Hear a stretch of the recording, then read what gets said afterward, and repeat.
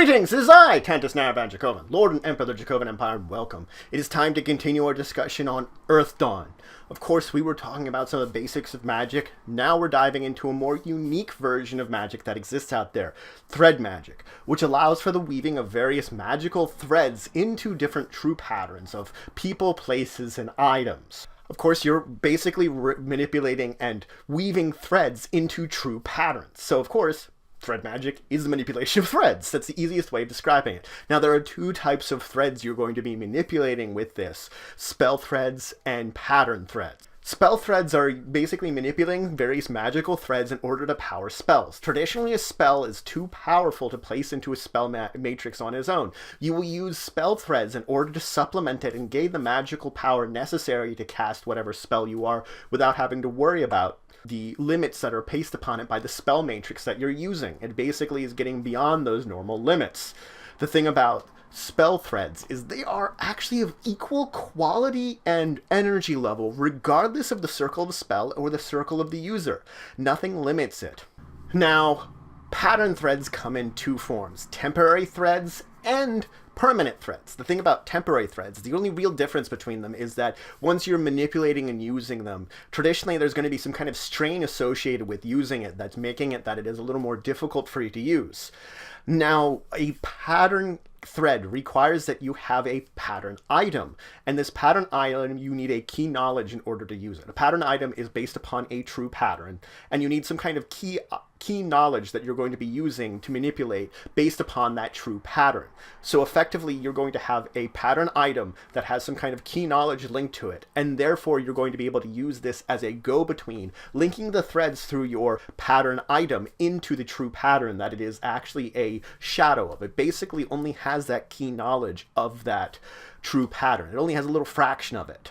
So you're using this fraction, copied fraction of a pattern in order to manipulate it. Now, if you're using pattern magic on a person or a place, traditionally you're going to have a pattern item that is separated from them. That is something that is intrinsically linked to them, but that is not them. On the other hand, if you're using a magic item or similar, traditionally its pattern item is going to be it. You're going to use it for the exact same purpose. So you're technically using only a little key portion of this item at the time, but you actually do have that true pattern linked to it already.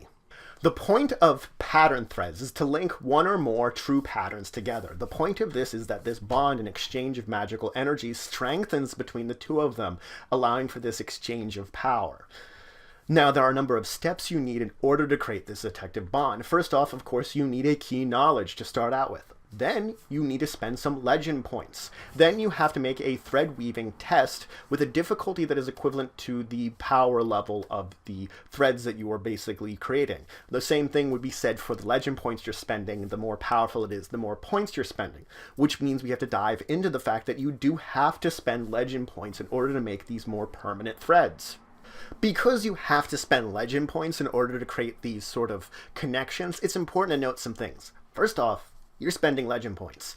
You're not going to be using those legend points for other various skills and talents, so you're diverting them to here. So that's the first thing you're going to have to think about. The next thing is, very rare cases can you actually regain your legend points that you spent to create this permanent connection, this permanent thread. Most of the time, you wouldn't get it back, and should something happen like it would break, or you'd have to dismiss it, or anything like that, that the connection would break, those legend points are lost. So the possibility exists that you could have it and lose it. Now, there are a maximum number of pattern threads that you can create. It is equivalent to whatever your rank in pattern weaving is. That tells you how many of these pattern threads you can have active. Now, you are not limited by spell threads. These don't count towards these maximums at all, so you don't really have to worry about those. Now, there is another mitigating factor based upon your thread weaving talent. It tells you the maximum rank of any kind of thread that you would create between two different things. It tells you that that is your maximum level of rank of that thread that you can create up to that point in time. Anything above there you can't. Below there, of course, you can. It just means it's less legend points, and it is, of course, easier overall with the test in order to create it in the first place. So that's it for today. I talked to you about the basics of course, thread magic, and weaving various threads into different things. First off, you could always weave them into your spells in order to enhance them and get to a power level beyond what your spell matrix can do. And then I talked about pattern threads. Pattern threads which connect to items, people, or persons in order to strengthen a bond between them, that use some kind of pattern item with key knowledge in it in order to connect your true patterns to each other.